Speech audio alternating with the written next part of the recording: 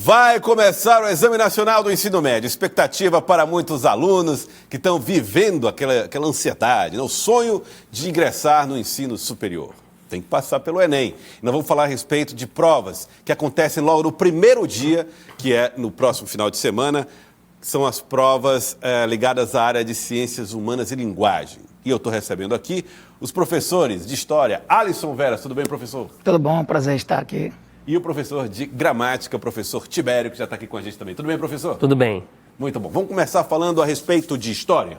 Perfeito. Expectativas para a prova de História. Qual é a expectativa que os especialistas, os professores estão tendo para essa prova? O que vai ser o assunto que tem mais preocupado vocês? Bom, a gente sempre trabalha com perspectivas, né? E sempre a gente faz análise das provas do Enem e a gente tem uma perspectiva dos últimos 10 anos sobre o Enem. E o Enem ele tem uma linhagem. Qual é a linhagem que ele trabalha? Na parte de História Geral, ele gosta de trabalhar o quê? Trabalha sobre idade contemporânea, né, para o alunado, para quem não tem tanto tato com isso, mas é da Revolução Francesa até os dias atuais. Certo. Então, a maior parte das questões do Enem até hoje pegaram essa parte. Então, eu não gosto de trabalhar muito a atualidade, guerras mundiais, conflitos, crises internacionais. Então, ele trabalha muito isso na parte de humanas. Além da questão das guerras e dos conflitos atuais, ele trabalha também muito a questão de revoluções na transição da idade moderna para o mundo contemporâneo, porque essas revoluções, elas estruturam o que nós somos hoje. Tá. Então, aquela turma que está estudando muito Idade Média? Bom, a Idade Média é muito cobrada, principalmente, dica importante, baixa Idade Média, viu?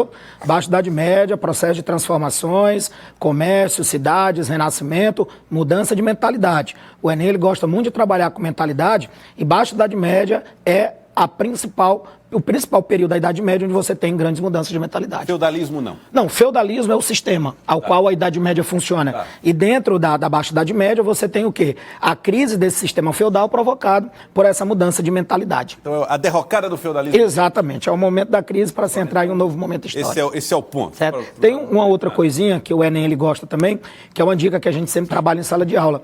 Trabalhar questões voltadas para a cidadania, principalmente no que se refere às temáticas de democracia, que é o sistema político mais importante que nós temos no mundo hoje. Então, as noções de cidadania, a Constituição de 88, que é a Constituição mais cobrada, a Constituição cidadã. Então, cuidado com essa Constituição, que até na parte de redação também ela é muito importante. E também uma coisa ligada a questões culturais. O Enem ele trabalha muito questão cultural, então ideia de patrimônio, ideia de cultura e principalmente quais culturas? Cultura africana e a cultura nativa, que são aquelas que o Enem mais pega pesado. As pessoas podem se esquecer um pouco mais de Grécia? Não, a gente foca a Grécia, porque Grécia tem questão de cidadania.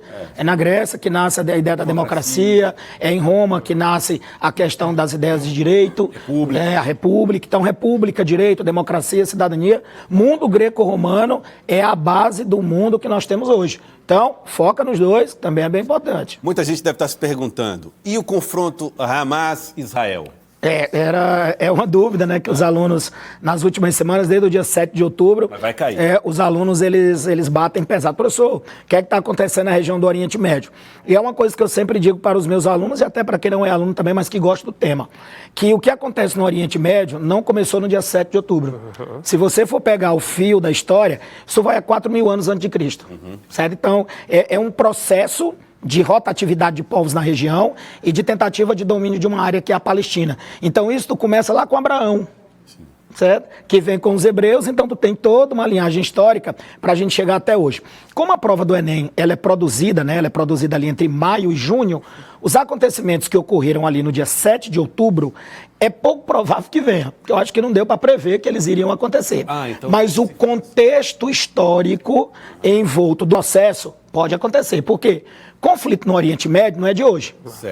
Certo? Então fica essa dica interessante. Aquilo que for super atual em relação a esse assunto provavelmente não vai cair. Não cai porque a prova ela tem que ser feita, porque como ela é nacional, ela tem que ser produzida, ela tem que ser despachada, então ela tem que ficar sobre os cuidados. Então, como o ataque foi no dia 7 e a prova é agora no dia 5, você tem menos de 30 dias. Então não tem como os elaboradores preverem que o ataque iria acontecer.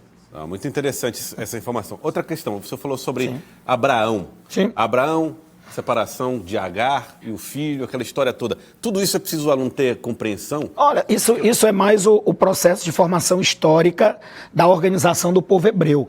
Esses detalhes, essas minúcias, elas são mais para gente que gosta de trabalhar muito com essa coisa técnica. Mas não para prova? Não. A prova é saber a importância da região da Palestina, a importância histórica para os povos que habitam a região, certo? Para os hebreus e os seus descendentes hoje, que são os judeus, que tem a entrega da terra dada a Deus, aos eleitos de Deus. Então, aquela ideia religiosa que foi criada. E na região a gente tem questão religiosa, tem questão cultural, tem questão étnica, tem questão econômica, porque é uma área muito próxima da área de produção petrolífera, tem problema de água, certo? Então são fontes de rio, principalmente tem um rio Jordão ali na região, que é bastante disputado. Então você percebe que a questão ela não é só religiosa. A religião é a justificativa para poder fazer os ataques.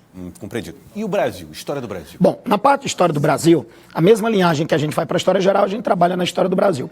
E na parte da história do Brasil, a gente pega aí uma história de 523 anos, né? História não tão longa como outros países europeus, mas que a gente pode fazer uma conjectura. Você tem Brasil pré-colonial, colonial, imperial e republicano. Você divide dessa forma.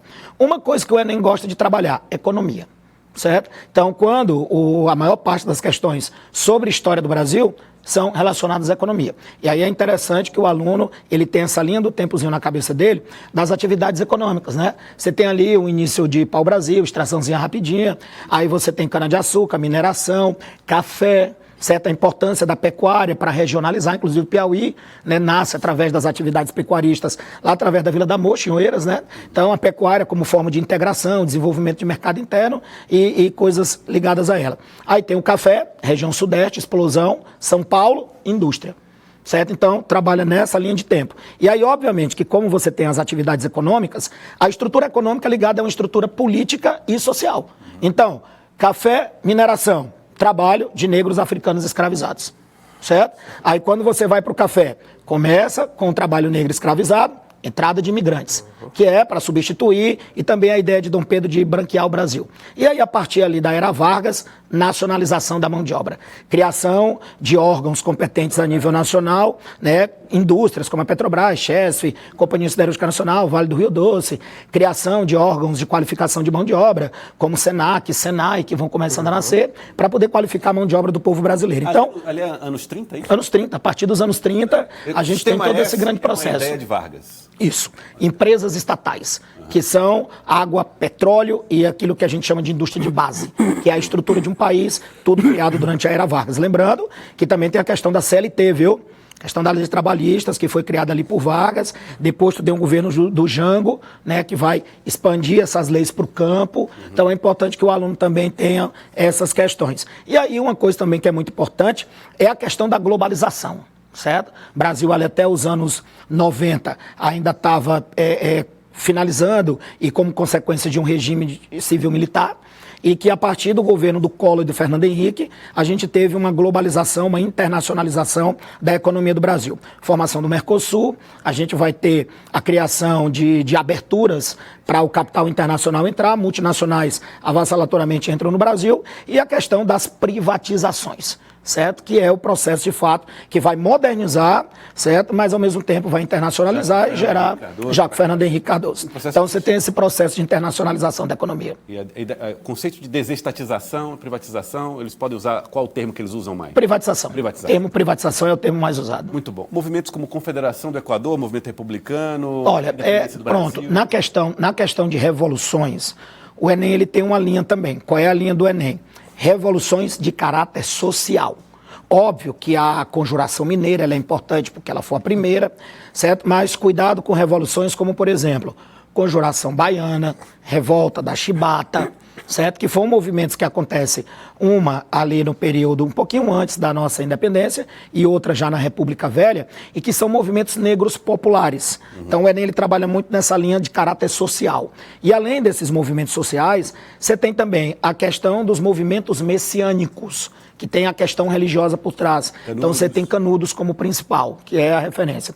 Processos de modernização. Você tem a famosa revolta da vacina, certo? Que é um movimento que vai ter no Rio de Janeiro e que é um movimento que faz com que nós tenhamos, por exemplo, no Rio de Janeiro, um sistema de favelização constituído. Porque quando você vai modernizar, quando o pessoal está assistindo a novela, só vê a parte bonita do Rio de Janeiro, né? Mas aquela parte bonita do Rio de Janeiro, ela vai ser modernizada ali no governo do Rodrigues Alves. Mas ali era um cortiço. Ali eram favelas. Então, para tu modernizar aquela região, tu teve que tirar o povo. A mesma coisa que aconteceu em Teresina. Essa região, onde hoje é a Frei Sarafim, era uma região cheia de esgotos e cortiços. Quando foi feito todo o processo de modernização em Teresina, que era no período da Belle Époque, quem morava nessas regiões foram jogando para periferias. E aí vão começar a nascer comunidades que vão dar origem aos bairros periféricos que nós temos hoje. Muito bom, muito bom. Olha, professor Tibério, vamos falar um pouco a respeito de gramática. É evidentemente que os estudantes estão ali ligados muito a regras, formas. Agora, vamos lembrar que o Enem, ele mudou muito, né, o caráter e o aspecto da cobrança das regras gramaticais nesses últimos anos, né? Sim, sem sombra de dúvida, né? Boa tarde a todos, inclusive a nossa audiência. A prova do Enem é uma prova que privilegia a interpretação textual de uma maneira bem holística, né? Bem global. É preciso que o aluno ele compreenda, por exemplo, o layout do texto como um fator relevante, a função social do texto como outro fator relevante, a intencionalidade por detrás da produção de um texto, o seu público-alvo. Todos esses elementos, todos esses fatores são absolutamente cobrados na prova. Então, a identificação dos gêneros textuais, sobretudo gêneros jornalísticos, são bastante cobrados na prova. Reportagem, notícia, editorial, carta do leitor, carta do editor, né, que é um outro sinônimo aí para o editorial. Nós temos também as tipologias textuais como fatores relevantes, a saber, a narração, a descrição, a injunção, a dissertação expositiva e a dissertação argumentativa como fatores importantes e relevantes na compreensão do texto. Como é que isso costuma ser cobrado, por exemplo? Vamos lá. Então, é muito comum que o examinador ele te dê um texto e peça para você identificar, com base no propósito comunicativo ou na função social daquele texto, a que gênero aquele texto contempla ou pertence.